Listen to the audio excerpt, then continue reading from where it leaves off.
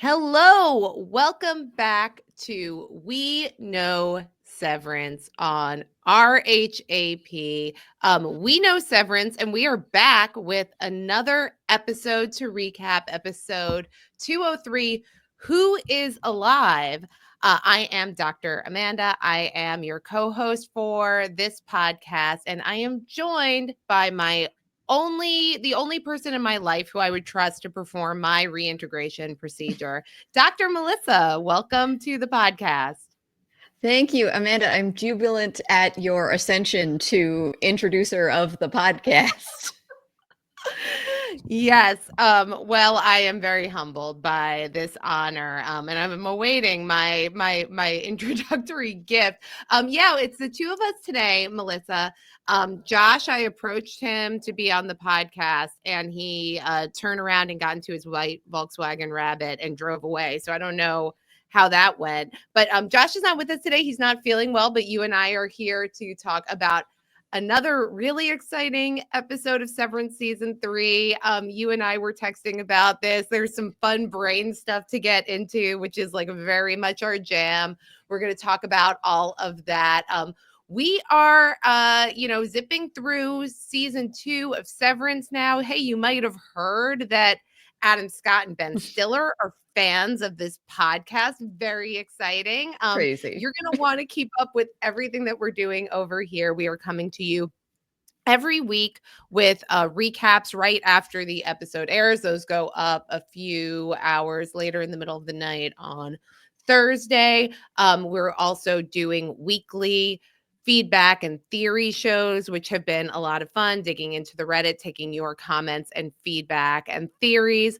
So, hey, make sure you're subscribed to the podcast. We Know Severance in your podcatcher of choice. You can go to weknowseverance.com to find everything that you need. And if you want to send us those feedback questions and your fan theories, that's severancerhap@gmail.com, severancerhap@gmail, and follow everything going on at the network at We Know Scripted TV.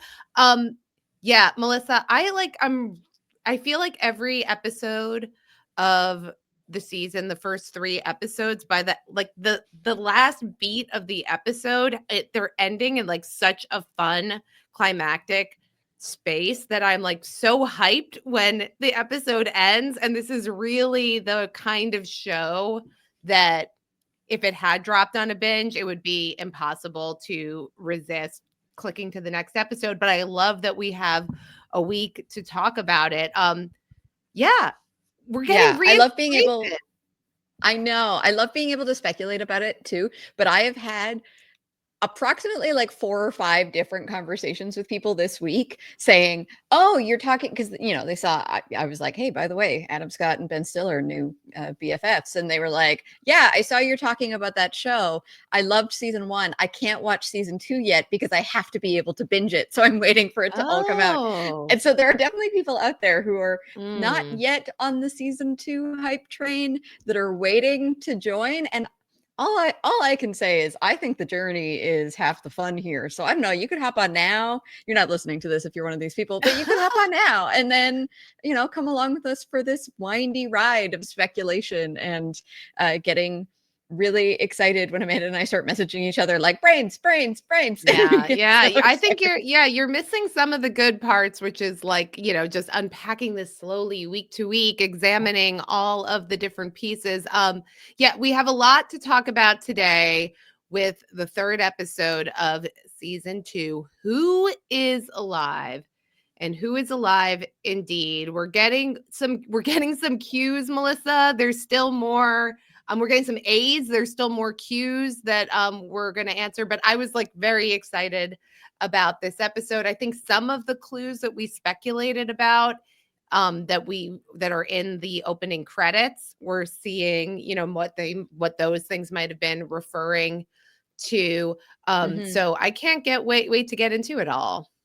Yeah, I do love how often this show, things that we have been speculating about then get answered. And so it's not often this long season drawn out thing of like everybody knows this And so Right. we're going to find out at the very end. And it was sort of one of those things where like even the is Helly and Egan thing from season Mhm. 1, I think we were all like, this seems like a really likely possibility, but we don't really know. And I think same with the is it Helly, is it Helena? Like they're giving us Right. enough ambiguity around that it's still fun to speculate. And I totally expect that we will get, I don't think that's a season finale reveal. I think that that Yeah. is a reveal like coming up pretty imminently because I think it's a big topic of conversation. And I think that that's Mhm. intentional. I think it's okay, speculate about this a whole bunch and then Mhm. we're going to give you that information and then you'll be speculating about the next thing a lot. And I think that they're just so aware that we are as invested as we are that they like to give answers along the way. It's not just we're going to have you asking 50 different things and not tell you any of it. The fact that we're getting Right. reintegration when we early, I believe it was in our season 2 speculation of like, we think that reintegration will come up, that Mark might seek out reintegration. And it's like episode 3, here you go. Like, you're not going to have to speculate it about it for a full season long. Yeah, yeah. I saw like some discussion on the Reddit about this, and I think it's a good distinction. Like some shows do just twist for twist's sake, and Mm-hmm. sometimes it's just like, oh no, this is a plot point, and it's just being revealed because this is, the way that they're rolling out telling the story. And I think that Yeah. Severance is doing that. They're rolling out revealing information as part of the story in a deliberate way. They're not withholding information from the viewers only to trick us and get that aha surprise moment. Of course, we're going to get those moments like the she's alive, Miss Casey moment. Mm-hmm. But I think that they're doing that judiciously. And some of these things, like these mysteries of, you know, is it Helena or is it Helly? Or, is Mark going to find out that his wife is alive? Like they're just that's not, they're not doing it. They're just revealing it sort of at a certain pace, and they're not doing it only for the sake of kind of toying with us as an audience. Yeah. Yeah, I Well, think we don't so. have to toy with the listeners anymore. We can get into our plot recap of who is alive. And Melissa, this episode opens and we see that Miss Cobel has been out on the road. She's driving her white Volkswagen Rabbit in this pretty stark and snowy landscape. And she's driving away somewhere. We see like more of this later. It seems like she is contemplating kind of getting the hell away from the Mm-hmm. town of Kier PE and Lumon. And in the passenger side of her car, there is like a breathing or intubation tube that seems to sort of stop her in her tracks when she Yeah. So looks at that. Yeah. yeah, it seems like it's the tube that was labeled Charlotte Cobel that was part of her cure shrine. Mhm. As she's driving in a scene coming up, we're going to see the sign for Salt's Neck, Mhm. 238 miles away. So is that a location of somewhere that she is driving to? Or is it just a sign of like, hey, you're really far away from anywhere? So I guess we'll find out more about that. But yeah, Mhm. I got to say, the most unrealistic part of this show so far in this sort of sci-fi dystopian future is the fact that Cobel slept in her car in the freezing snow with no apparent blankets or anything.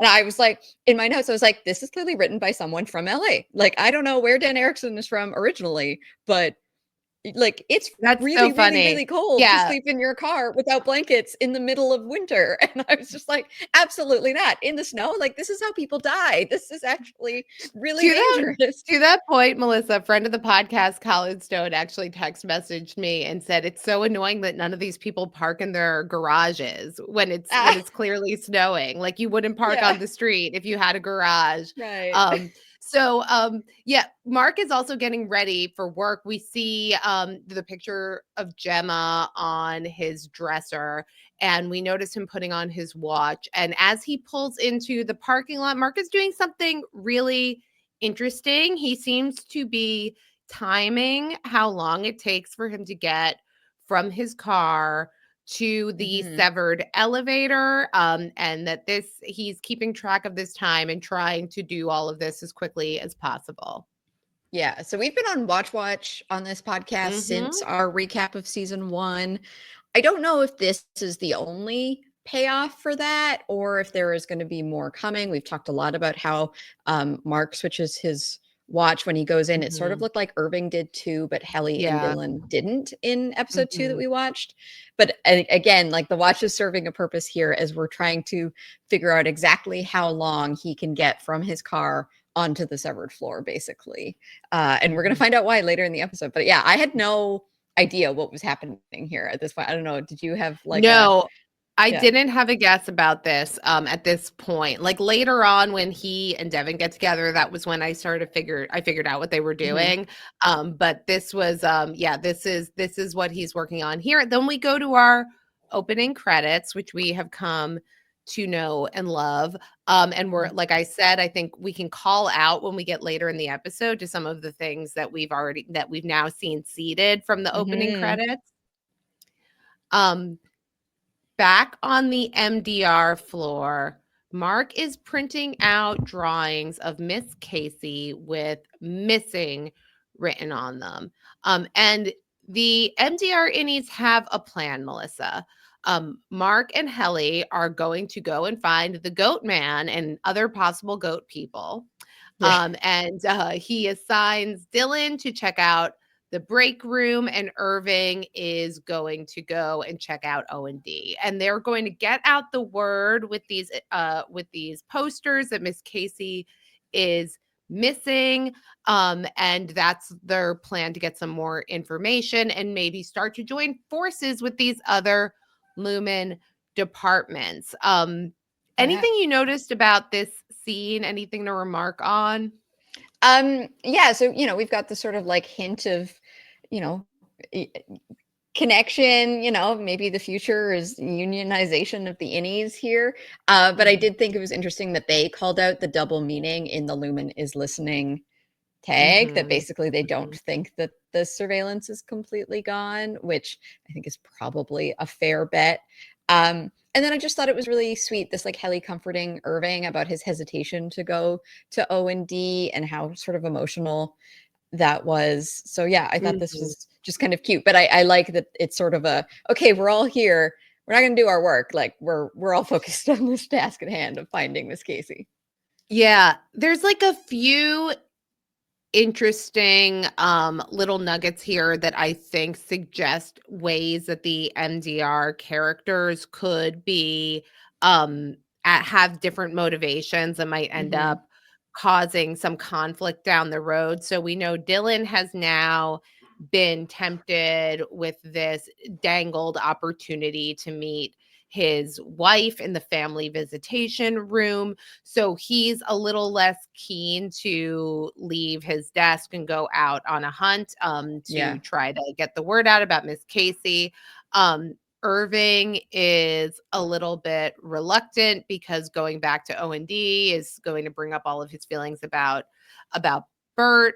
And then Helly is the one who sort of maybe throws some cold water on the mission by saying, do you really think we're allowed to roam around? It seems like Helly is having some hesitancy about how she moves with Mark in pursuing this mission to find Miss Casey.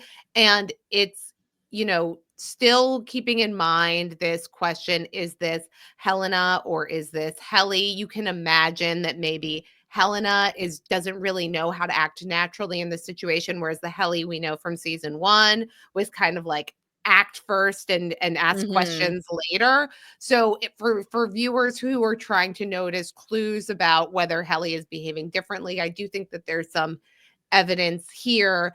And you mentioned the kind of tender moment with Irving, which I think you could read as she has a relationship with Irving and she's comforting him. But maybe there's also like a little bit of lack of like a natural sense of how she should respond and like trying to be friendly or, trying to do something that doesn't come entirely natural. So it is a very tender moment, but I also thought that it was a little bit awkward between Helly and Irv. Yeah, there's definitely plenty here to speculate on in terms of it being Helena and this like awkwardness with them that I think is I think there's definitely the possibility that this is just reflective of the conversation that Helly and Mark will have about like the plan of what do we do when we find Miss Casey, Mark asking Helly if she's okay with helping him, like the fact that there is, they did kiss in season 1, right? So there Yeah. is sort of this weird triangle situation going on, but like not really. And so that's all like this level of complexity that I understand if that is the source of this awkwardness. And so I don't think that I think the point here is that I think we've seen so much stuff that people have been able to point to say it's definitely Helena, like she's the one on the floor.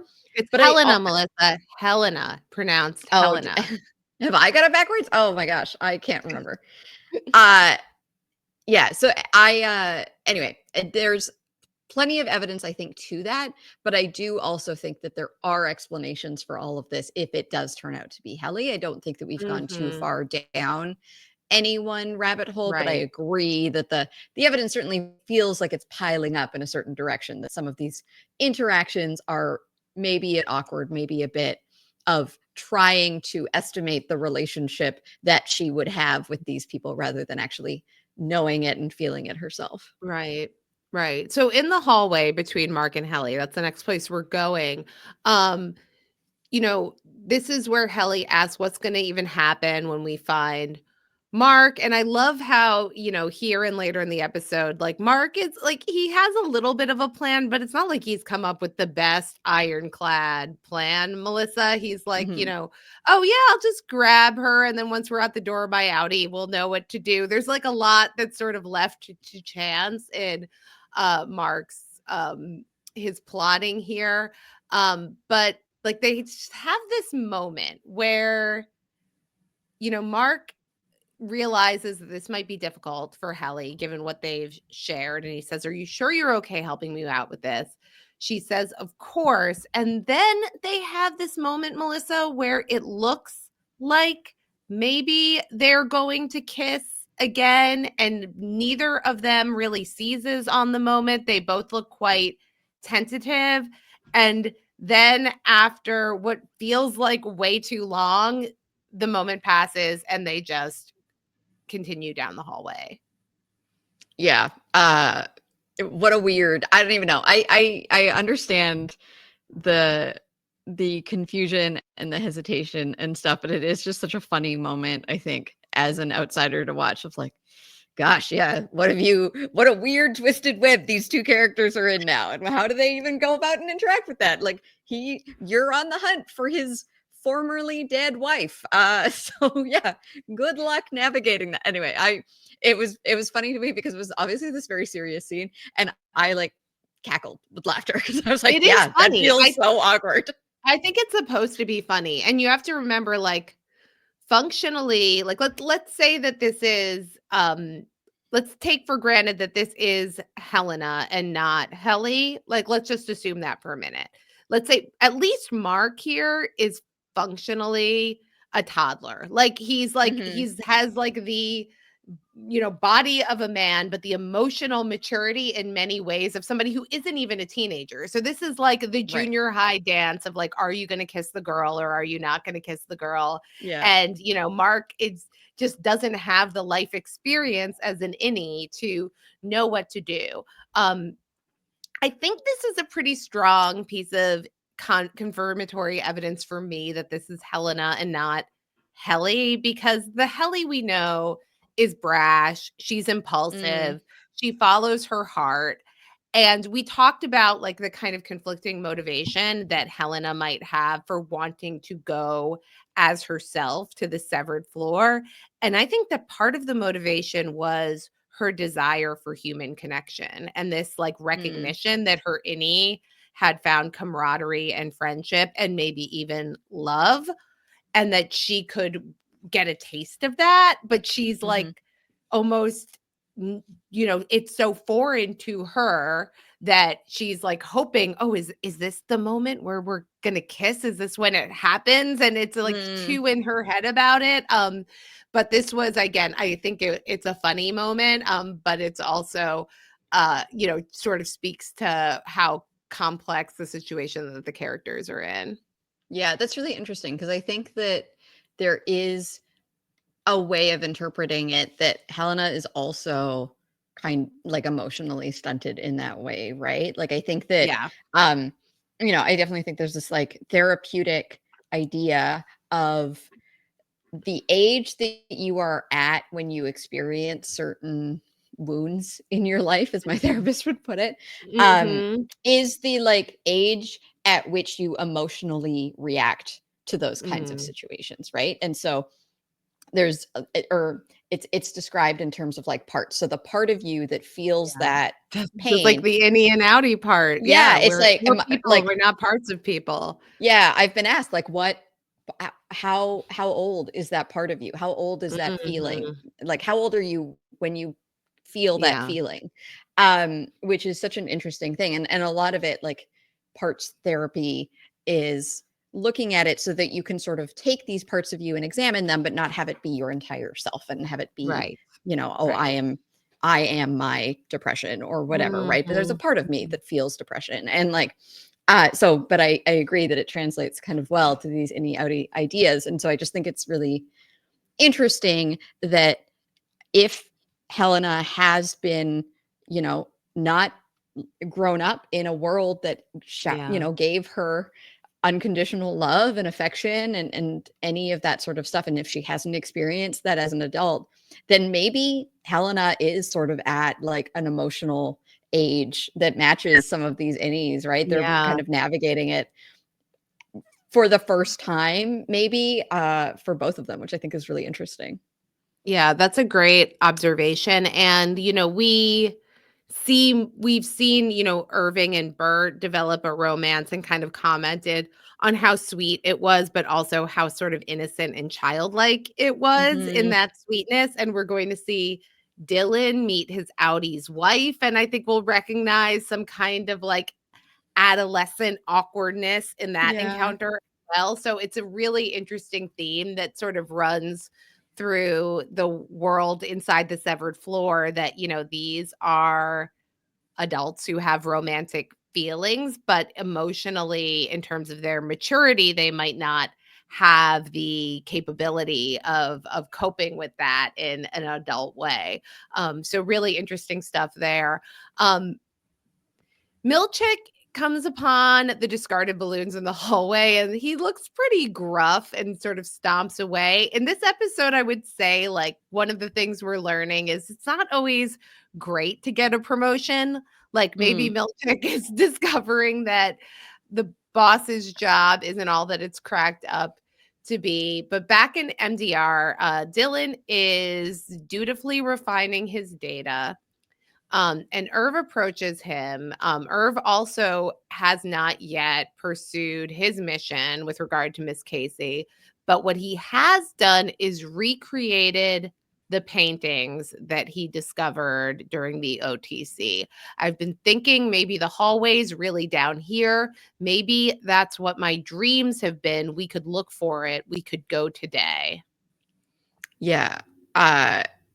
And I think it's so interesting that this is clearly where, I think it's one of those things where he's got this emotional pain that he's dealing with. And so it's like, okay, what if I didn't deal with that? And instead I focus on this message and this elevator and what I saw.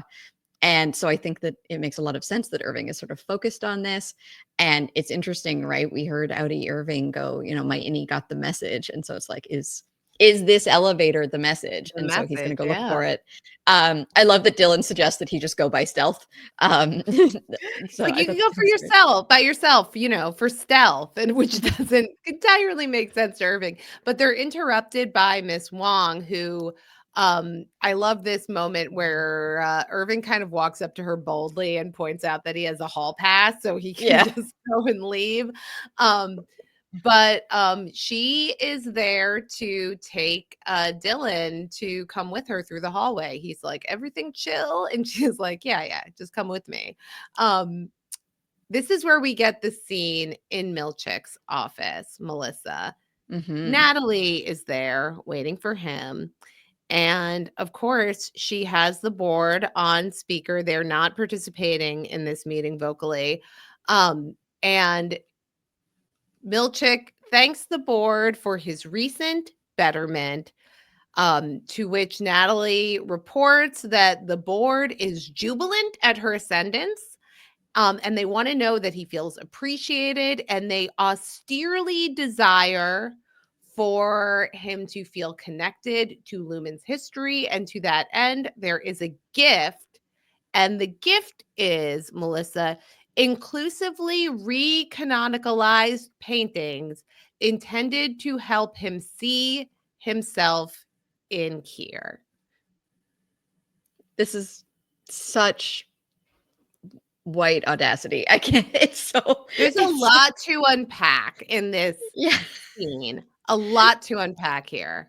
And Yeah. not just because it's the entire Keir cycle, when there's a lot of literal paintings to unpack. Yeah. It's so interesting that this is the scene featuring the only two Black characters in this show, right? And it's there, and Well, Natalie's just Felicia is also. oh, and a Felicia. Black Sorry, character. apologies. Yeah. Yes, we'll see her very shortly. But Natalie is just so creepy in this whole scene. And I know she talks about receiving a similar gift herself. Well, actually, the board would like Natalie to state that she received a gift upon accepting her position. Yeah.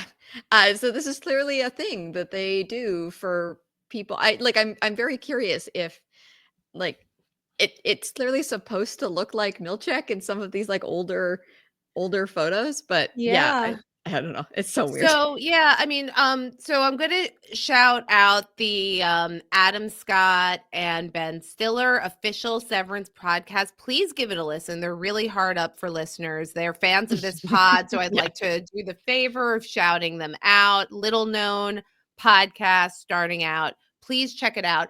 But they interviewed Tremel Tillman, the actor who plays Seth Milchek, in I think it was their recap of Defiant Jazz. I think it was the recap of the 7th episode of season 1. And it was a great interview. And one of the things he said when he took the role of Milchik and he was talking to Ben about how to play the character, one of the questions he asked is like, does he know that he's Black? Like in this world, are Black, white, racial politics what we understand them to be in our world?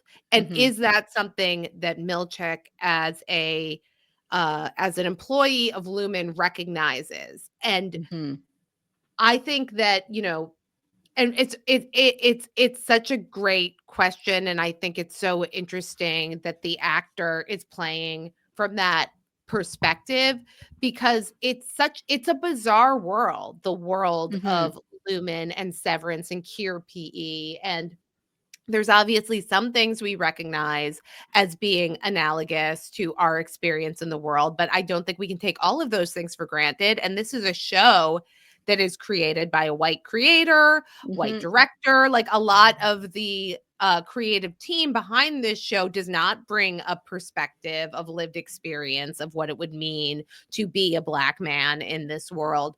So the fact that this is something that Tremel Tillman as an actor has been thinking about from the beginning, I found that really interesting. And what this scene does is it sort of underlines that, like, yes, this is a world that is analogous to our world in that there is this power gradient and this history of oppression and this continued legacy of oppression. All things that might be illegal for me to say as an American by executive order, but those are things that I believe. And there is this history of that in the world of Severance, and that Milchik is carrying all of that to his position at Lumon and to the way that he interacts with the other characters, and that he has to sort of do all of that emotional work to deflect the kind of guilt and awkwardness that might arise to that, like, away from the people who are his superiors. And I think that this is like especially interesting because in the first episode of this season, Milch is talking to Mark about all of the improvements that Lumon has made because of the way that innies have been mistreated. And he makes a statement about how he locked them in the department like animals in a cage. And as a non-severed man, that is something that I will have to live with. And there was that language of the way that he talked about it that was like the language of, you know, how we acknowledge privilege and histories of oppression, which is like, for him, a Black man saying that, I think takes on a different meaning because, of course, there's a huge analog between severance and slavery. Like, this is literally labor that is and they're not like it's slave labor from the innie's perspective, even though the outie is making those decisions. There's like a very, very clear analog there. So the way that this exchange is kind of like attempting to, in an extremely superficial way, like whitewash a history of slavery in America, while they are continuing to subjugate labor and oppress people in the world of severance, and like to understand Milch as being the person who is now the the steward of that subjugation. I thought that there were so many layers of interesting subtext here, and the way that Natalie and Milch have to navigate this like observed interaction where they both know exactly the way they are expected to behave and emote and how they're supposed to feel, while like holding back whatever their, you know, true emotional reaction is to all of this. I just thought that this was brilliantly portrayed.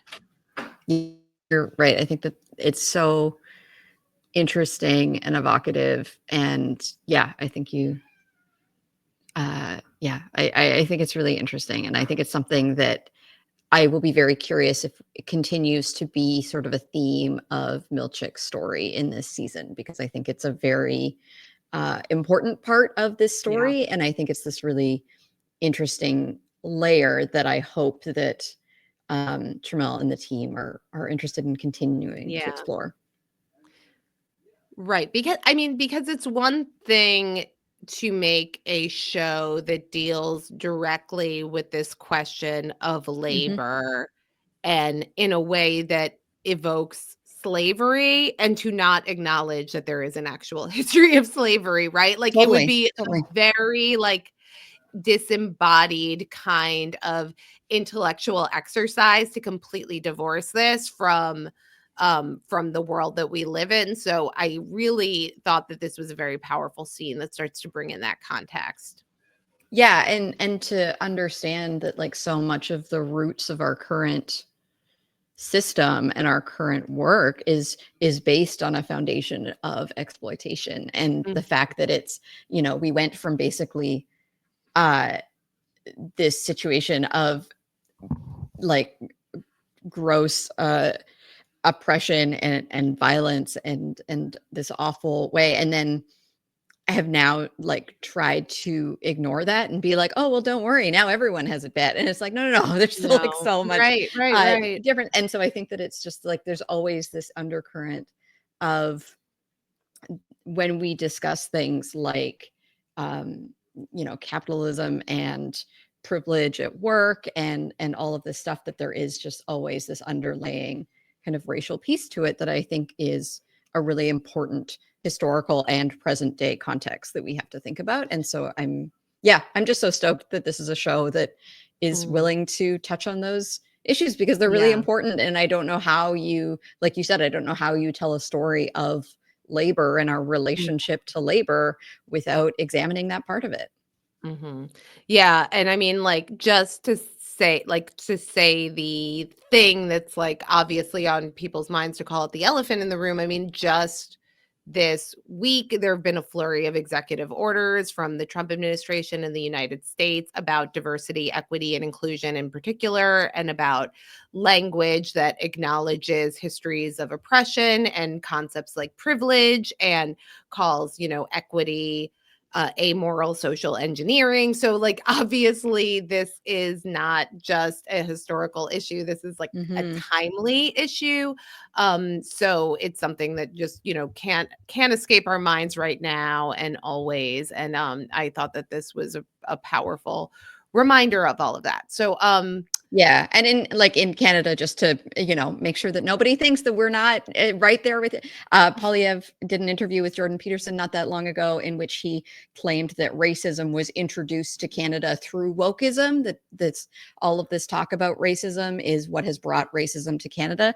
And I would like to remind everybody that the Indigenous people in our country have been here long before that, and we are incredible shittiness around our treatment of Black communities, residential schools, mass graves. Canada, we are not exempt from any of this. And I basically, anybody who says that we are is not someone I want leading this country. So. Okay. We got to go back to the Lumon halls. Yeah. So Melissa, we're back there. And we're going to go from that very profound and upsetting discussion to the GOAT department, of course. And Mark and Helly, they find that same hallway. We have that same kind of like dramatic walking through the Lumon halls, and the lights come on as they continue to progress through the halls, which is how they found the GOAT department the first time. And they enter into that room where they saw the man saying the goats weren't ready. And they find that there's a small kind of like doggy door sized opening with a little mini goat hallway. Lumon loves a white hallway, and they have a little mini goat sized hallway. Yeah. And Mark decides that it's time to enter and crawl through it to see where it goes. Helly's a little bit hesitant. And then, but persists anyway.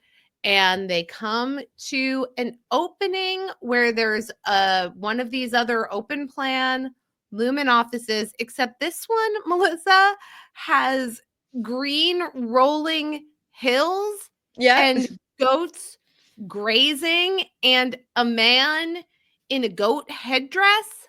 Yep. And Gwendolyn Christie, which is Gwendolyn crazy. Christie. Brienne of Tarth. Amazing. Yeah. It was so funny. This is going to be a Halloween costume, right? Like, this is such a great look for Gwendolyn Christie. Yeah. Already I'm like in my mind with the gloves and the apron and everything. Yeah. I think that this is wonderful. Yeah, it was so funny to me that there was this like tiny hallway and they're crawling past like the hay and the goat poop and everything. And then this idea of the fact that she's like instantly afraid of them and asked if they're here to kill her. I was like, is this the MDR coup rearing its head again? And yeah, just this look of like the headscarf, the white boots, the white gloves. And then I noticed they've got a lime green work tag, which isn't like a color that we've seen so far. So this is clearly just some as yet seen new department referred to as mammalians nurturable. Mammalians nurturable. Yeah. Amazing. Yeah, like, what do we think of yeah, well, we'll learn more about this department. Mark is assuring her that they mean no harm. They just want to talk. He asks about Miss Casey, a wellness coordinator, to which Gwendolyn Christie's, I think, unnamed character says, "Wellness? We don't abide such fripperies here." Yeah. Oh my gosh. I don't even, she tells him to leave. there's also this like vending machine on the back wall. I assume that's their version of the, you know, Okay, that's shriveled where they get the raisin shriveled vending raisins, okay. machine. Yeah. Uh, and yeah, she like grabs this like goat bell and starts ringing it as people start coming and says, "You should have left." And it's just so ominous. It's so And ominous. yeah, I did think it was truly tragic that we didn't have Christopher Walken in the episode where there was more cowbell. That was a great missed point. opportunity. Yeah, we see the rest of these goat people, the mammalians, nurturables.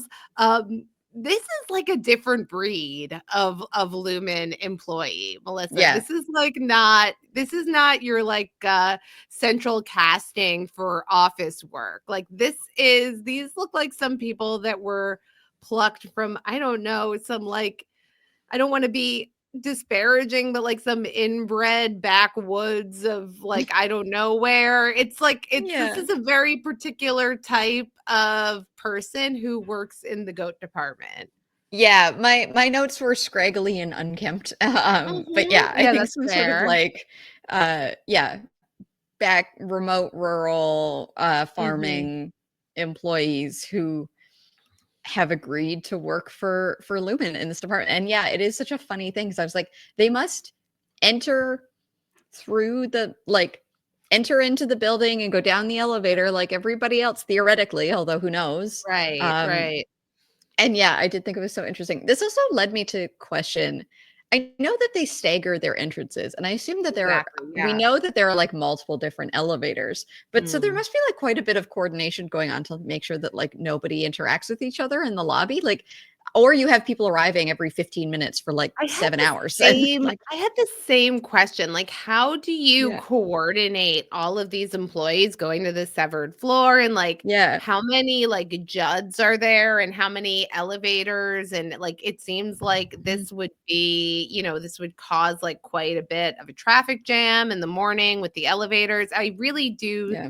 need to see more about, how that whole thing is choreographed, but, while Mark and Helly are in the GOAT department, Irv is headed to O&D. And like this was a really tender scene because Irv Yeah. is like really emotional about going to O&D for the first time since Bert's retirement, and he admires the painting, like, which was, I think Keir and his like wife, and this was the painting that he and Bert had admired together. And then when Felicia finds him, she's so happy to see Irving, and they have this really beautiful, sincere hug. I thought that this was Yeah. really lovely.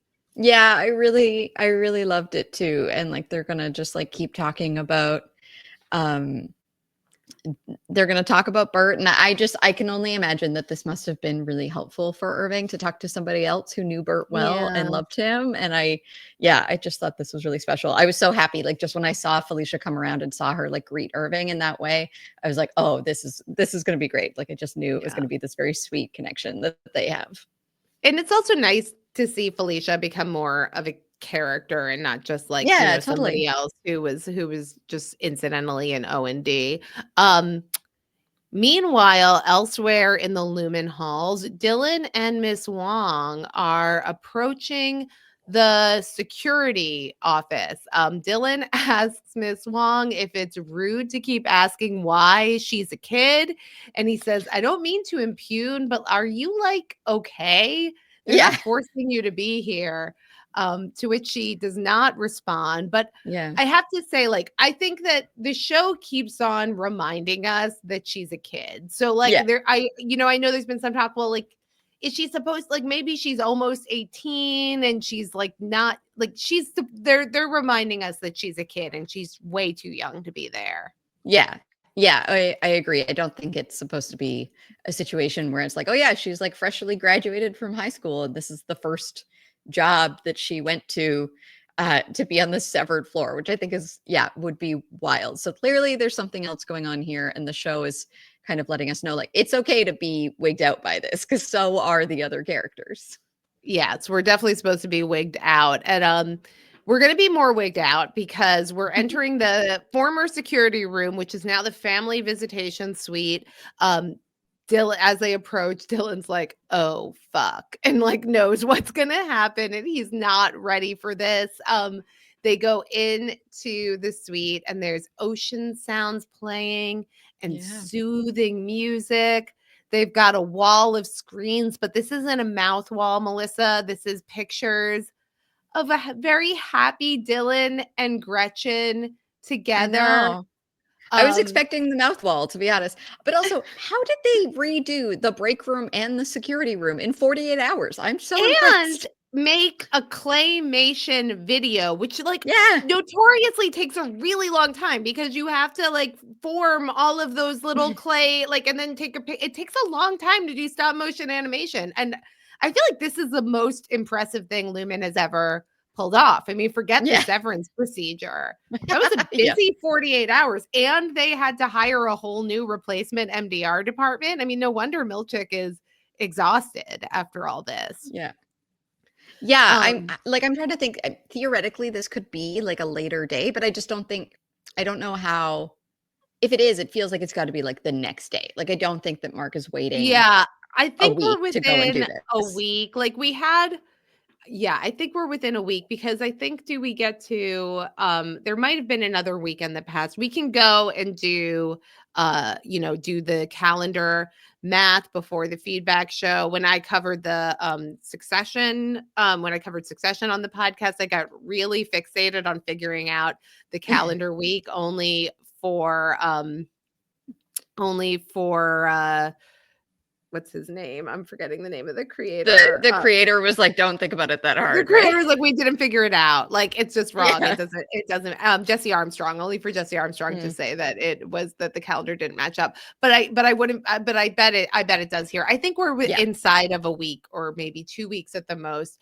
And Dylan is like, first of all, he's blown away by just seeing the pictures. Like the pictures would have been enough, Dianu. And you hear him mouth, wow. And then a woman behind him gently calls out Dylan, and he turns to see her. And this is the great Merritt Weaver, who is the voice that we heard on the phone when he called after the job interview at the door factory. And they're going to meet. Melissa, were you okay? This is clearly Dylan's actual wife. This is Gretchen. This is Gretchen, Dylan's actual wife. I had predicted that there was no way they were going to show him his actual wife, that this was going to be an actress or another severed employee or something else. But, Dylan's going to meet his wife for the first time. And we were talking about these kind of like awkward adolescent romantic encounters. He's to use his own words, like, you look at you all like dewy mouthed, and he's just like, he's so verklempt and just like, it's adorable. Yeah, it's so cute. It's very fun that it is actually his wife. First of all, I like Walking Dead is my familiarity with his act. So I just like, I'm watching her being like, I don't trust it. I don't trust it. There's something else going on here. And then it was like by the end of the episode, I was like, okay, yeah, no, I think that's what's going on here. No, I don't know if I trust her, but I do think that it's definitely her wife. We'll get to like a couple of things that I was like, I think we still have to think about. So Dylan's earned an 18-minute visitation event with his outie's wife through good behavior and output. And he introduces her. This is Gretchen G. And, they kind of awkwardly have a moment. She suggests that they sit down. The first thing that Dylan can think to say to her is nice sack, which was hilarious. And she's like, oh, yeah, they gave this to me. They gave me this plastic tote to hold my things. And he's like, badass. Yeah. Like she's going to some sort of like concert or something. Yeah. And like, this is a very awkward encounter because, Dylan, like, I mean, I don't even know. Like, there's almost no comparable situation to draw on for this. It's like, for Gretchen, this is her husband, who she knows as her husband, who she sees and has this history with, and they have a life together. But the man before her, like, doesn't know anything about her, has never like been in a romantic relationship or had any kind of affection, and he doesn't know who he is on the outside. It's such a like mind f for everybody involved. Gretchen says incredulously, "You really don't know me at all." And Dylan says, "No, well, I mean, from the photos just now, but that's it." Yeah. And then this was something that perked my ears up, Melissa. She says, "Yeah, Seth warned me this might be weird." So Yeah. Gretchen, Dylan's wife, is on a first name basis with Mr. Milchick.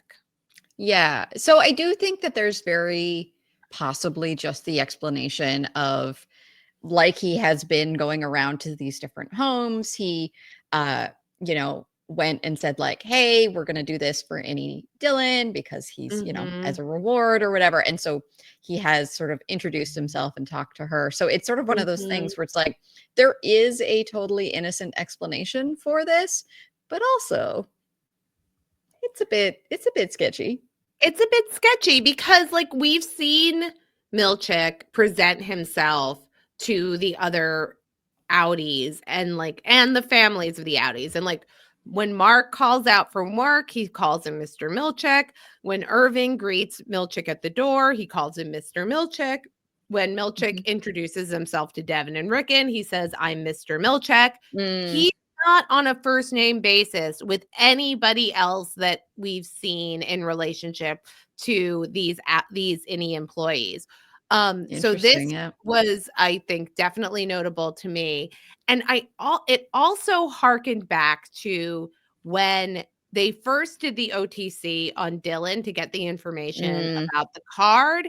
And we had speculated that outie Dylan was pretty chill about all of it. He's just like, "We done here." And like, so Milchick was in his house and maybe has been in and out of his house a bunch of times. Yeah. Could they even be related to each other? Like, are they well known? Is Milchick the one who got Dylan the job, like, to begin with? Some Is sort this of family friends or something? or Yeah. family connection or something else?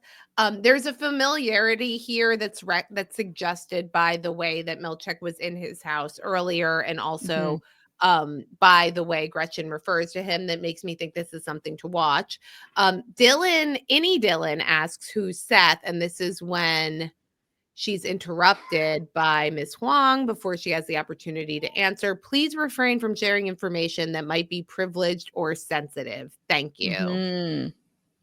Yeah, which is crazy. So Milchick's, like, is it just that the answer would have been, "Oh, that's Milchick's first name," or would it have been, "Oh, he's a friend of our," or whatever? Yeah, I think "Oh, that you that's a don't great know point. your own brother," or whatever it was going to be, Yeah. like it could be. So anyway, that gets cut off. So that's something to follow. And I'm looking forward to hearing people's theories and feedback about what connection might be there. But it's pretty awkward, and until the Gretchen does lean in and whisper, like, "Who is that child, by the way?" So Yeah. even she notices that Miss Huang is an unusual type of employee. So this conversation that they have is like a little bit heartbreaking. Dylan, asks if he's in trouble, and Gretchen assures him that he's not. And she says, "We have 3 kids, and you or your outie." And she says, "My husband has trouble keeping other jobs." And Dylan like asks, "Is he dumb?" She's like, "No." "He a dick?" She's like, Yeah. "No, no." And he's like, "Well, what's wrong with him?" "Nothing is wrong with him. He just never quite found his thing." And Dylan says, "So he's actually kind of a fuck up."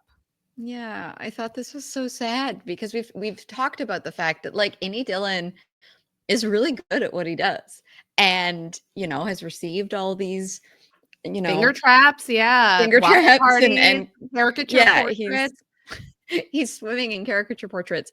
And so I think it's something where outie Dylan still hasn't found his thing, but innie Dylan has. And so it's, again, we've talked a lot about the difference in these characters, their different motivations, their different relationships to Lumon and why they chose to be severed and all of this. And it is just interesting that in severing, uh, all of the different ways in which it tends to sort of perpetuate hard things for the outies, right? Like Mark severs from his emotions for long periods of the day. So any sort of like processing and relief and kind of emotional like periods of time spent distracted by other things, not, focused on the kind of emotional loss, he doesn't get to experience any of that relief, right? He's only experiencing the times when he's like focused on it and sad. And similarly, Dylan is here and he's never getting to experience any of that satisfaction or kind of feeling of self-accomplishment. And he only goes back to this life where, he's got 3 kids and he's trying to hold down the fort while his wife is clearly going to work a night shift. And it's just really, it's just really interesting to think about the fact that the difference between innie Dylan and outie Dylan. And unfortunately, it seems like life is still probably very hard for outie Dylan, but I loved the like love and affection that Gretchen talks about. It's like, no, he's like none of those things. He just hasn't found the thing that he's, able to do really well yet, I guess. Yeah, yeah. And the other thing that's so heartbreaking about this is that we know how much innie Dylan is like so self-assured and confident and has like imagined that his outie is like bagging all these MILFs and is like doing muscle shows and like, he's really like created this inflated sense of self that matches the self-esteem that he has as an innie, and like this sort of punctures that and like lets all of the air out of that balloon. So I thought that this was really sad, but then she shows him a picture of the kids, and this is hilarious that it's one of those novelty old-timey pictures, which is like adorable, but clearly innie Dylan like has no context for understanding the layers of irony that you would need to know, and context that you would need to assimilate that. And he's like, shit, they're awesome, and we live on a cattle ranch.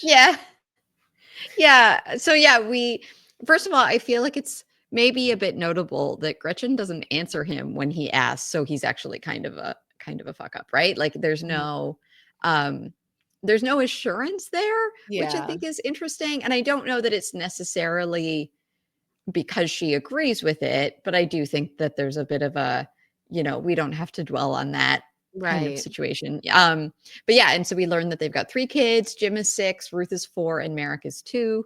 And they look like this very sweet little family. Oh, yeah, really cute. Back at O&D, Irving and Felicia are reminiscing about Bert. We find out that when he first went to visit Irving, Bert spent 2 hours on his hair, which is like hilarious thinking about Christopher Walken's hair. And then Irving shows her a sketch of Bert, and he drew one every day. He couldn't see him. Irving is such a true artist. His numbers went down, but he didn't care. And he flips through. There's dozens and dozens of these sketches of Bert. But then he comes across the sketches that he made of the testing room elevator, and Felicia gets serious and says, "How do you know about the exports hall?" Irving says, "I'm sorry." Felicia tells him, "We send a lot of shipments there. We used to go ourselves, but now they send a guy." And Irving asks if she remembers where it is. So we're getting a little more information about what this hallway could be. And we know that Felicia might be a source of information to help them find it. So Irving has this like side quest. Interestingly, Mark and Helly don't know about this yet. He's only shared it with Dylan. And Dylan has his own interests in keeping his numbers good so he can get back to see Gretchen as often as possible.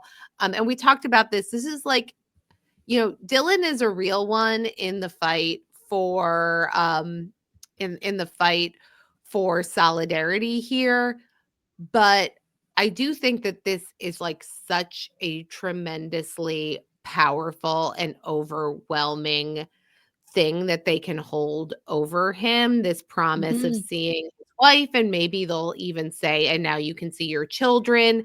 And Yep. so it's still the same incentive game. It's still the same operant conditioning at play, Mhm. but instead of finger traps, it's 18 minutes with Gretchen. And is it going to be 30 minutes with Gretchen? And is it going to be 15 minutes with Gretchen and one of the kids? Like there's so many ways Mhm. that Milch can like dole out these rewards to keep Dylan distracted from actually unifying with the rest of the workers at Lumon. Yeah, absolutely, right? It's this idea of like, are you willing to give up these small bits that you have been given in order to address kind of inequities and problems at large? And it's yeah, again, just like such a important and interesting metaphor. And also just, yeah, really emotional to think that it's hard to begrudge Dylan when he is like so hoping for this information. He wants to know these people. Um, and for that to be being held over his head is really sad. Mhm. Um, okay, so the goat department, we have all of the disheveled goat people have formed a menacing circle around Helly and Yeah. Mark. And they're asking about Miss Casey.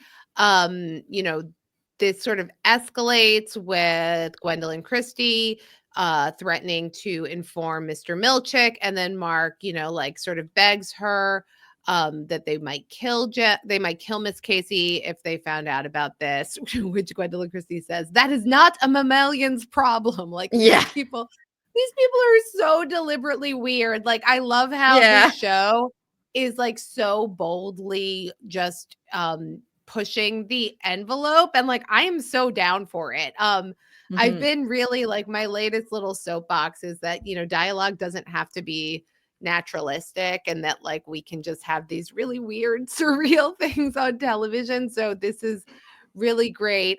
But Mark is like this very inspirational labor leader, and he says it's an innie problem. Look, we used to be afraid of other departments too.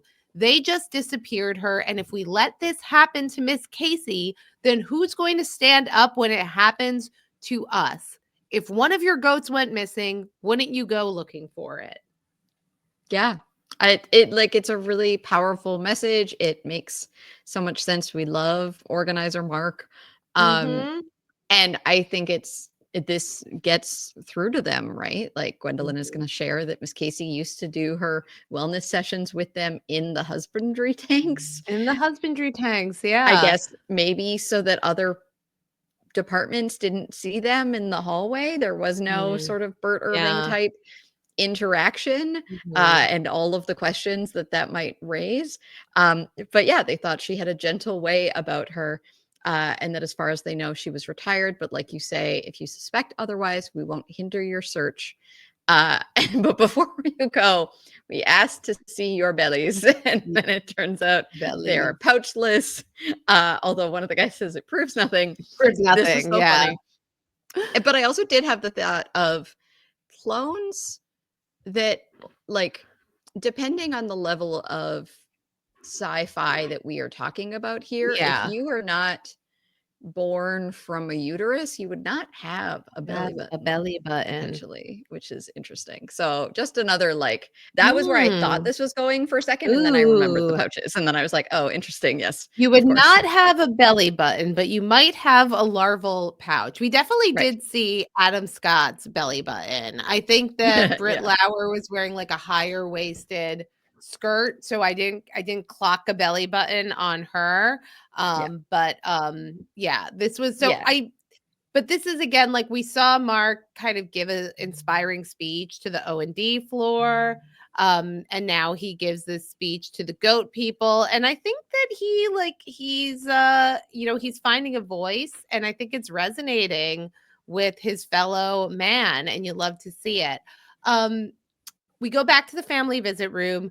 Gretchen is departing. Dylan's glad we did this. And they, he assures her that he's going to be good and make everyone proud. She tells him, I'm always proud of you, Dylan. They hug. She says, I love you.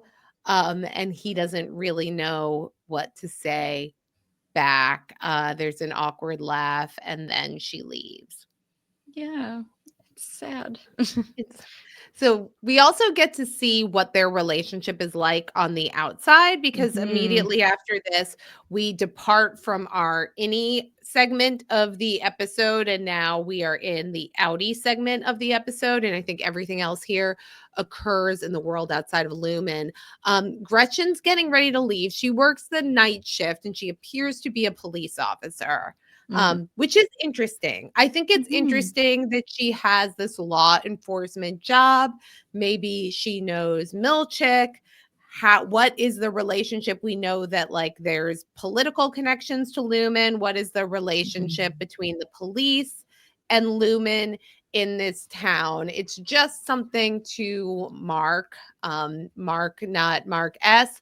And to the question, is Dylan a bit of an F up? Like, she has to give him some pretty specific instructions for how to take care of the kids, as leaving the house a little zoned out on the couch. Like, not that there's anything blatantly negligent, but, don't forget so-and-so's ear medication, and we have to make the cookies for Jim's class. Oh, I didn't do that.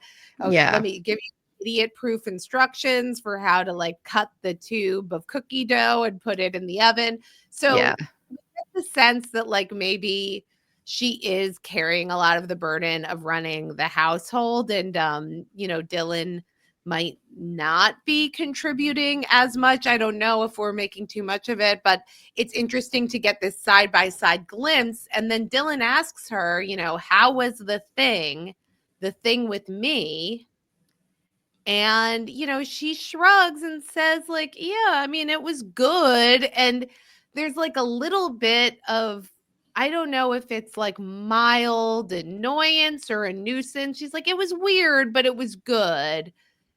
This is like fascinating to imagine like the dynamics of a marriage and a family life within the context of Severance.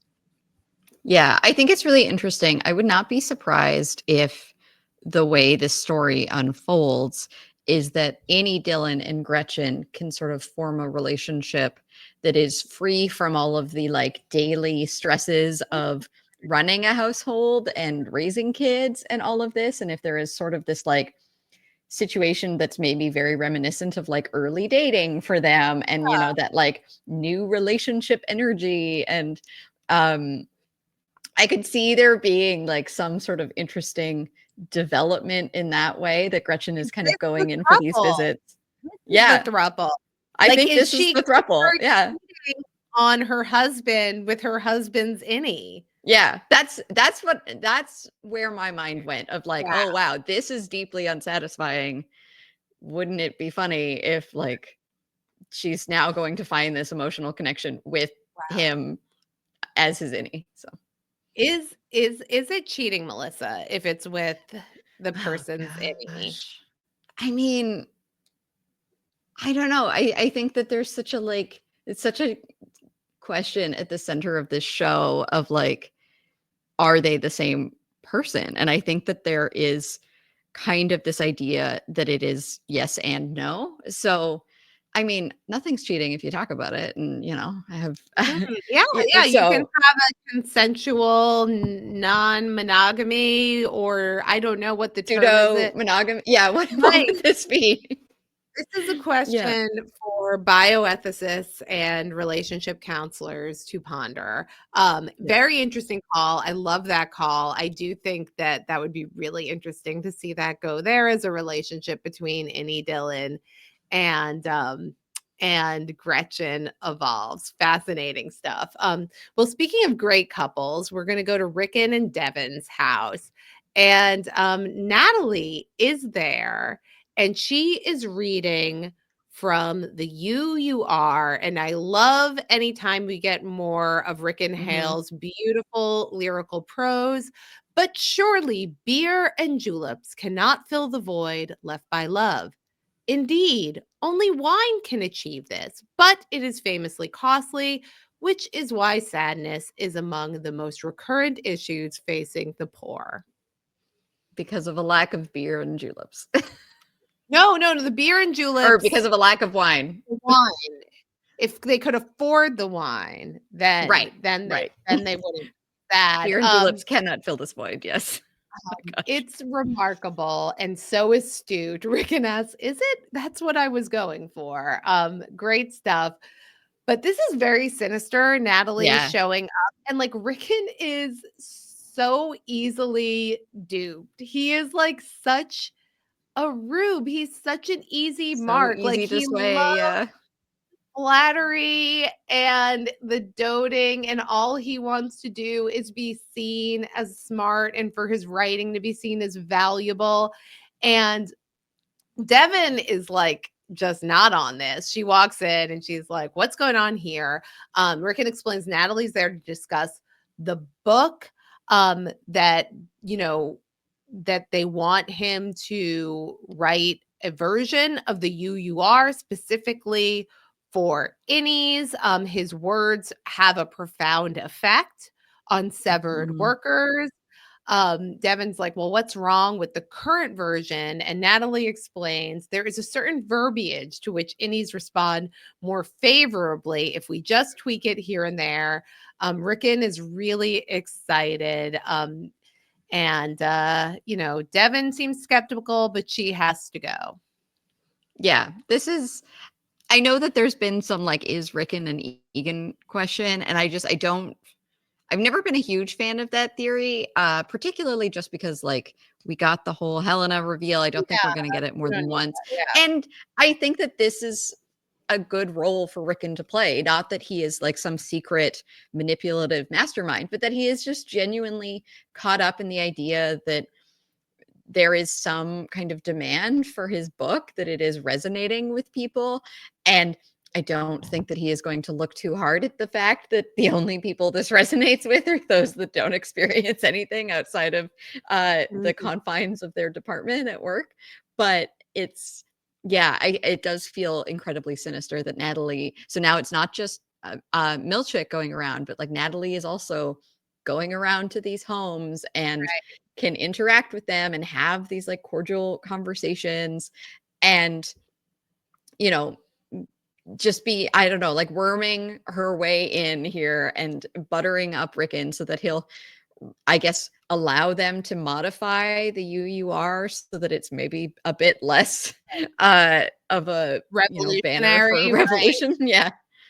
No, I mean, it's like, just sort of co-opting the culture so that it is serving like the same ideological goals of Lumen as a corporation, like sort of the way that, you would try to like infiltrate comedy and music and these other things so that when people are seeking this out, instead of being exposed to ideas that could be damaging to Lumen, they're going to be exposed to ideas that reinforce exactly what Lumen wants them to think. So Rickon is not savvy enough to recognize that that's where this is going. He's very gullible. I'm worried that if Devin does not intervene in this soon, Dylan's going to become another tool. I mean, Rickon's going to become another tool of Lumen. So we'll track where that goes. Devin's engagement is to go and meet up with Mark in his basement, and they are working together on this plot to communicate with his innie so that they can discover whether Gemma is in fact alive. I do like that we did like yada yada a makeup. I mean, like they are siblings. They have such a history of trust and love for each other. Your siblings, you can blow up at them, get mad, and shake it off. And, we know that we did see enough of Mark starting to question what was going on with Gemma. He asked Miss Cobel about it when she drove off in a tear. So enough of that seed had been planted that he was already warming up to the idea that there might be more to this. And so he and Devin have reconciled, and now they're working together. And now we find out exactly why he was timing his entrance, because he has a plan to burn an after image into his retina Crazy. using, is this a UV light? Is this like he's It using looks like a like a light bright, like it from looks like back some in the kind of day. light box, and Yeah. with a felt that they've pasted on "Who is alive." This is going to be like a really iconic image. I know that you're not a Lost viewer and Josh is not on this podcast, so I will call out the hand with not Penny's boat. Like, that's what I thought. This is going to be one of these iconic images. Who is alive? Um, on the light box, with the plan being that he has to shine it on he has to look at it long enough that it will burn onto his retina to the point where there'll be an after image when he closes his eyes. And when he goes and transitions through the severed floor elevator, his innie will see who is alive, Mm-hmm. and then he'll understand the message.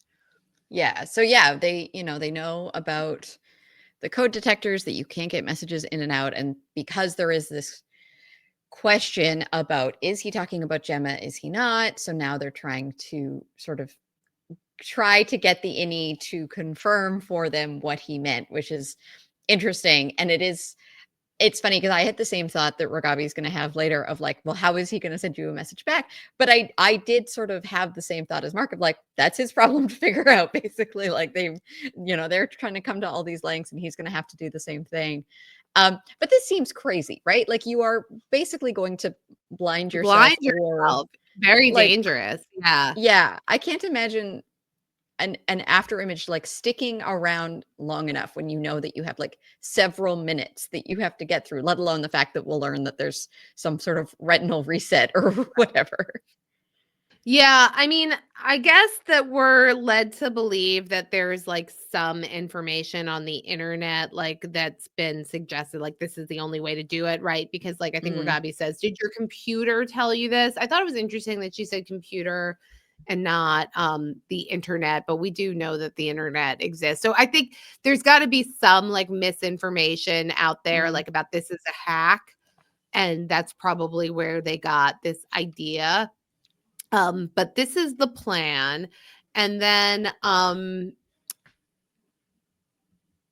after Devin leaves, we leave Mark here for the rest of the evening when he's going to go and start to test whether he can pull this off. But before that, we go back to Lumon and Milch's office, and we see him finishing up some work and turning off his computer. Melissa, I did some screen grabs of what Mm. is on Milch's computer. There's a management control panel, and it says personnel for listings. There are 4 ID numbers for entry 1, 2, 3, and 4. These are not the badge numbers on their badges, because I did check Mm. that. So it's not badges. But there are these ID numbers. And you can see that there is like a off to the side, everybody's indicated that they have like a lock. So there's something he's doing here. I'm sure Reddit is going to be all over this. I wanted to call out that I saw that.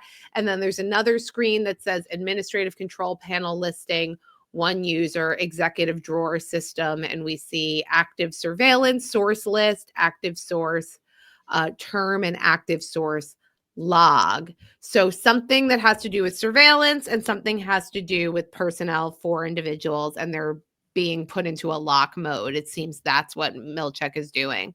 Have at it, internet. That's all you.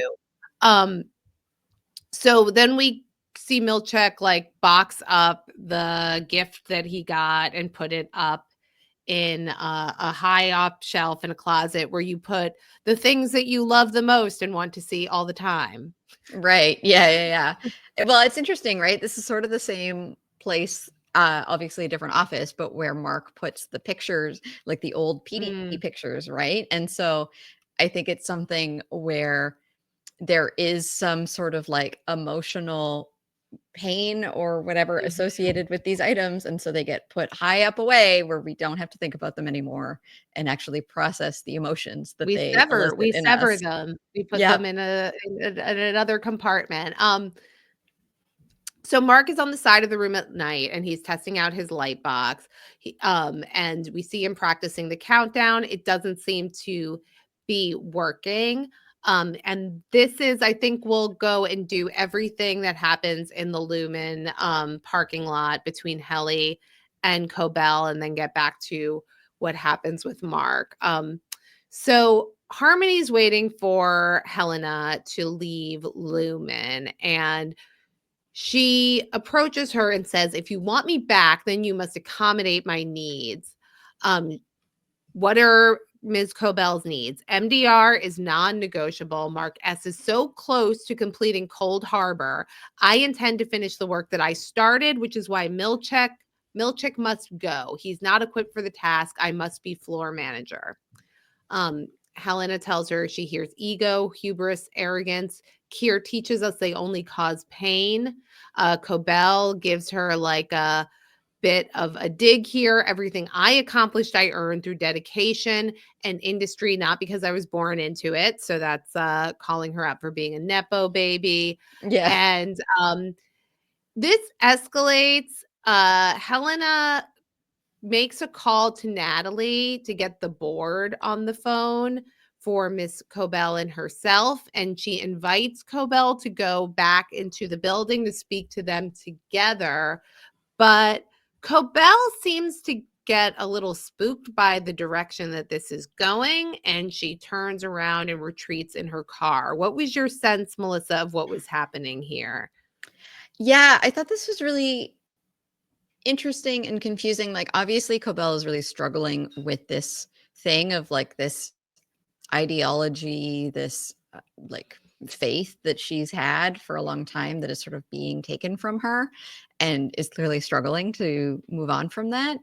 Um, and Helena's line about, I think you've overestimated your contributions and underestimated your blessings. We didn't have to ask you back, I think is, yeah, it's just really interesting to see these two going at it. But I think that clearly, I think Cobel is struggling. And I don't know if the driving away when they go to try to talk to the board is just this like lack of power that she has in any interaction with the board, because she doesn't even get to, you know, interact with them vocally by herself, right? And so Mhm. because it's all going to be this go between, I don't think that she, you know, trusts or likes Natalie at all. And so I think that, you know, she's like, okay, this isn't working, and drives away. But yeah. Yeah. My read of this, and tell me if you think there's anything to this. I think that Cobel sensed that this was not an invitation to come in and speak to the board. I think she Mm, looked at that security guard and yeah. sensed that this was an opportunity where they could make this problem disappear. And that this That's was really dark. maybe Yeah. threatening and menacing, and that, like, she has now declared herself to be an unworkable rival, and she sort of anticipated that Helena's next move would be to kill her. I mean, I think that that was what my read was of at least Cobel's fear here. Yeah, I did sort of note that I was like, there's this like tall dude here who I guess is like Yeah. Helena's driver or something. But yeah, he was definitely sort of menacing in the background the whole time.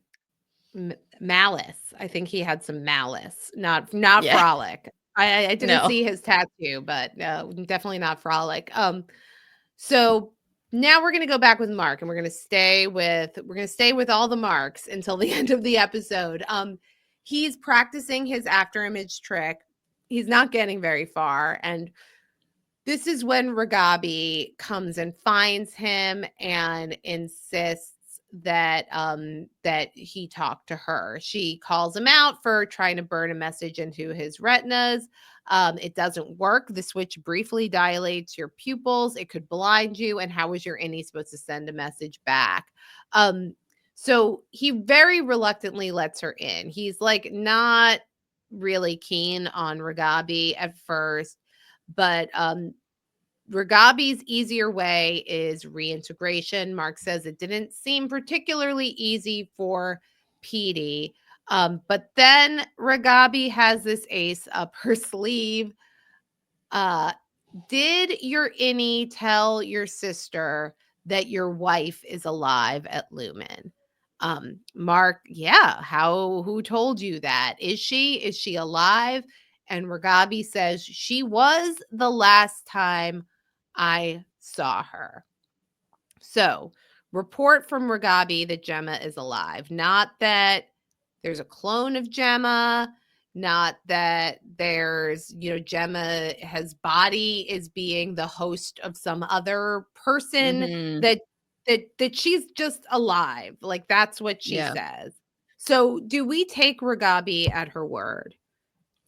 I mean, I don't know that we can, right? So the things that we know about her is that she killed Grainer, that she used to work for Lumon, that she Mhm. was involved in Petey's reintegration, and that she is seeking Mark to reintegrate him as well. That she's got some sort of agenda, that this Mhm. wasn't just like Petey sought her out and she helped him as a Mhm. one-off, right? Like she is clearly on some sort of mission. Um, So I don't know that we can 100% take it, but I do think you're right that the wording of this is very interesting, that it is very Mhm. specifically like, yeah, your wife was alive, or there were ways that this could have been written where she could have been saying like, Mhm. I saw her walking around down there or something, Yeah, right? no, Like you it's could. like exact because it's like there's some clarity around the way that Ragabi presents it that we Mhm. haven't had, because it's not that like there's somebody who looks like your wife there. Right, right, Um, right, right. like she seems to be indicating that Gemma is alive. And I think that this lends more credence to the idea that Gemma did not die in the car accident and she's Mhm. alive. I think we've had clues coalescing to that effect, but I Yeah. don't think that we can totally trust Ragabi No. as a unbiased presenter of facts here. She also has an agenda and we don't really know what it is yet. So this is interesting. But obviously Mark is extremely affected by this. He's choked up, he gets out of the car grunting, breathing heavily. And, he has a fair point. Like, why isn't that what you led with, Ragabi? Like, Mhm. why didn't you tell me? To which she, says, well, we got interrupted if you don't remember. But this is enough to push Mark into the state of desperation where he decides that he will go forward with integration. What Ragabi says is that I'm better at it now. I can make it work with you. I can sew together a version of you that loves her with a version of you that, and Mark is just like, yes, do it.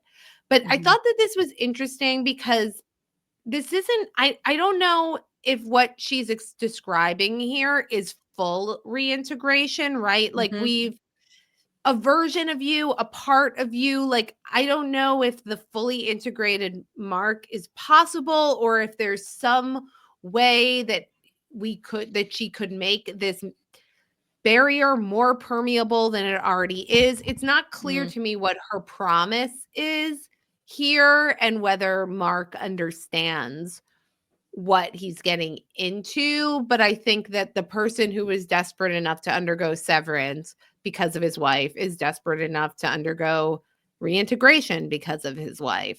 Yeah, this is not fully informed medical consent, I don't No, think. the IRB would Yeah. not approve this No. project. Yeah. Yeah, this was yeah, it's really interesting and really, like, emotionally powerful, right? How quickly Mark is willing, once he gets this information, just, like, stops asking questions and is like, "Yeah, no, Yeah, I'm I'm down." in. Yeah. Yeah. So then we get more we get to see what reintegration entails, and it entails going into Mark's basement. And she sets everything up and explains that the monitors differentiate the 5 brainwave frequencies of the innie and the outie: delta, theta, alpha, beta, gamma. One frequency, 2 waves per oscilloscope. The waves aren't in sync, not yet anyway. That's what we're here to do. And she uses a device that you and I both recognize as looking like a transcranial magnetic stimulation coil. So she has something that has like the very characteristic shape of that. And she's reading out the EEG waves. He has electrodes on his head that are reading out brain activity. So, Melissa, we immediately enthusiastically texted about this Yeah. scene. I think we can get deeper into this when we talk on the feedback show, but just so people, before anybody else has anything to say about this, so we can prove that we're smart and we understand what all of this is, can you explain what it appears that Ragabi is doing? Yeah, so it's very cool. So first of all, these like 5 different brain waves are in fact like a thing. They are sort of accurately represented. We've sort of talked about, neither of us are experts in kind of ERP, although I've certainly worked with people who are, and so there are different ways of sort of mapping the different brain waves in corresponding with brain activity. But this transcranial magnetic stimulation is super cool. It's technology that is very similar to how an MRI works. So it's this use of magnets.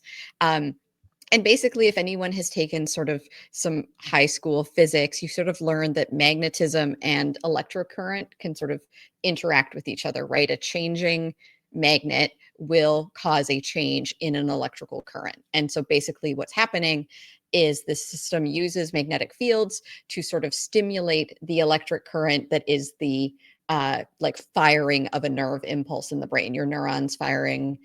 And so it's altering the activity of your brain through magnets, basically. And so this is a technique that's been approved, particularly for things like depression, that's been really resistant to other medication and treatment, but it's also approved for things like OCD, migraines, helping people stop smoking.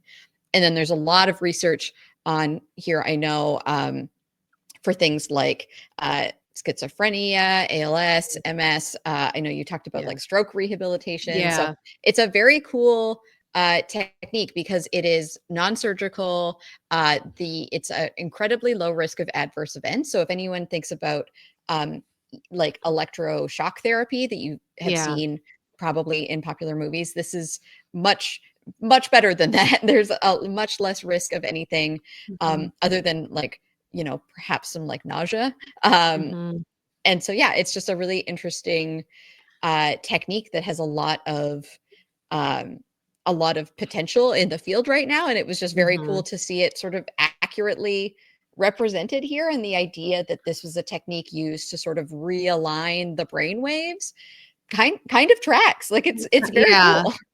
Yeah. So, I mean, what it does is basically in a very non-invasive way, by just putting this magnet near the scalp, it modulates the potential for the brain underneath, the electrical activity of the brain directly underneath the current to fire. So like neurons communicate through electrochemical signals, and this magnetic potential changes the propensity of any region to activate.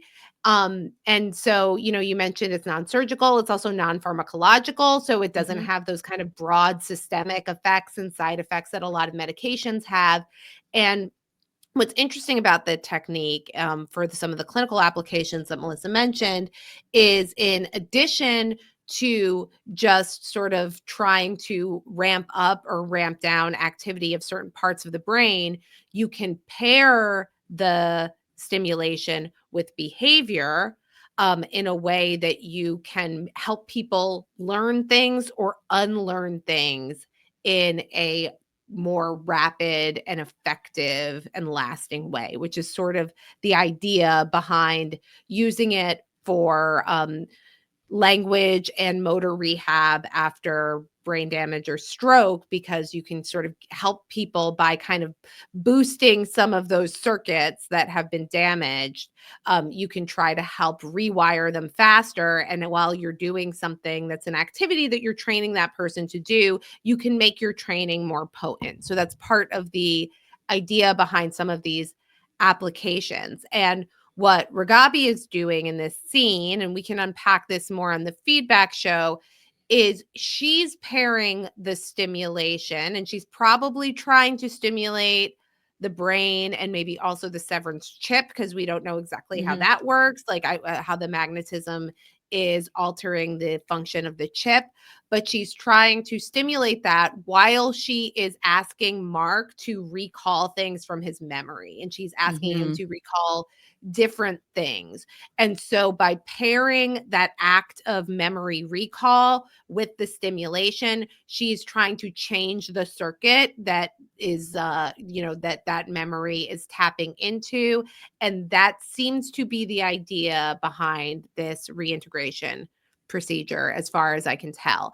And the questions that she asks him are different kinds of memory questions. And we've talked about the memory systems before: declarative memory and autobiographical memory and all of these other types of memory. But she's asking him about memories from the severed floor. So what does MDR stand for? Memories from his outie life. Where were you born? What was your mother's name? And then she's also asking him about very emotional experiences. So she's trying to draw out these emotional reactions and also modulate those as part of the procedure. Yeah, it's super interesting. So, we get this question where Mark's like, is it going to hurt? And it's like, ideally not, because, this isn't a technique that's supposed to hurt. She asks him what his mouth feels like, and he says nothing, which is good. And then at one point, she's moving over the motor cortex, and we see his hand start to shake, which is really interesting. And then, we get these series of questions, and we start to, it's really interesting because the brain is so, there's a lot of plasticity in the brain. It can sort of rewire and compensate for injury or surgery. And so I think that it's, we're sort of trying to form new connections sort of unaffected by the severance chip here through this process of, if you stimulate the brain, release brain growth factors, stimulate neuronal growth that can kind of circumvent the severance procedure. If it wires together, it wires together, exactly. Which is one of the sayings in cool neuroscience circles. So yeah, this is like a little brief stretch of like 3 minutes of the episode, but this was really, really interesting to me. It's not important that this is biologically plausible or that it works out, but like, I like that this was recognizable, and I recognize the effort in trying to use something that approximates technology that already exists. And Melissa, delta, theta, alpha, gamma, 5 frequencies of EEG activity, 5 bins in macrodata refinement. I like this way better than the 5 brain regions theory, because I did not like that at all. This is something that I think is much more, would be much more of an interesting kind of biological metaphor for whatever they're doing with the macrodata refinement. So very cool, all of that, if you're a brain nerd, which we happen to be. And if you're not, I'm sorry. There's other severance podcasts you can listen to. But don't. This is cool enough that I like. Just listen to our podcast. And this is cool enough. I messaged my grad school friends being like, if you aren't watching Severance, you really should. Like, it was very exciting that I think you're right. Like, it's not that we're saying that TMS could do this, right? Like, that's not really the point. But part of it is that the exact biology of how this works is still under investigation. Like, we still don't completely understand it.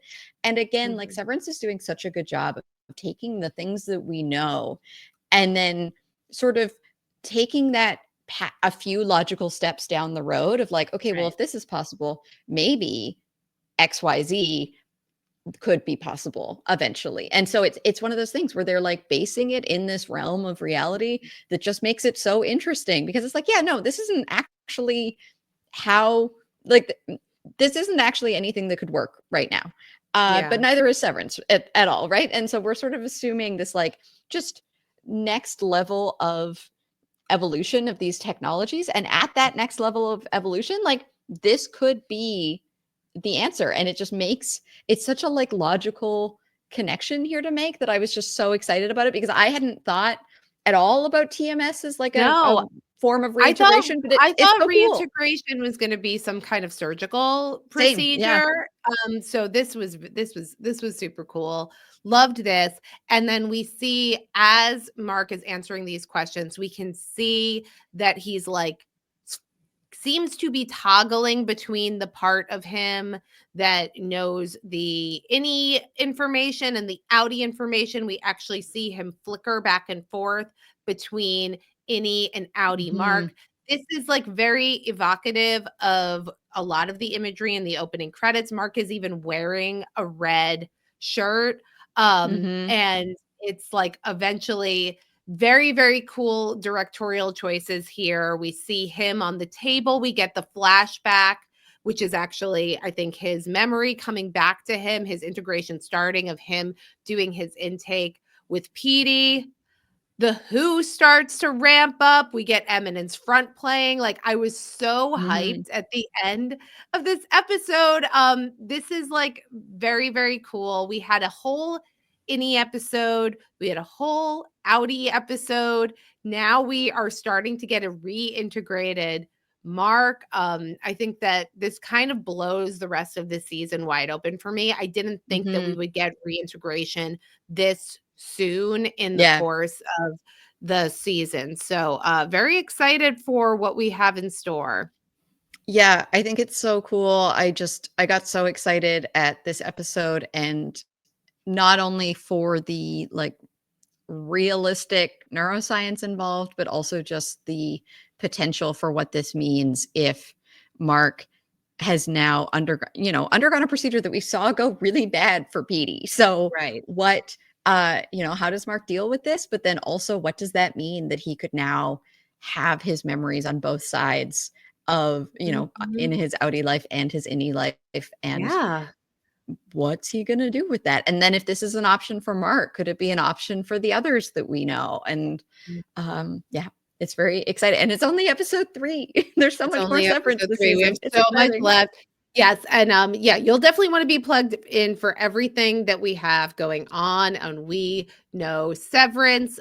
Make sure that you are following us, subscribing, like our videos on YouTube, all of that good stuff. And Melissa, where can people keep up with everything that you're doing?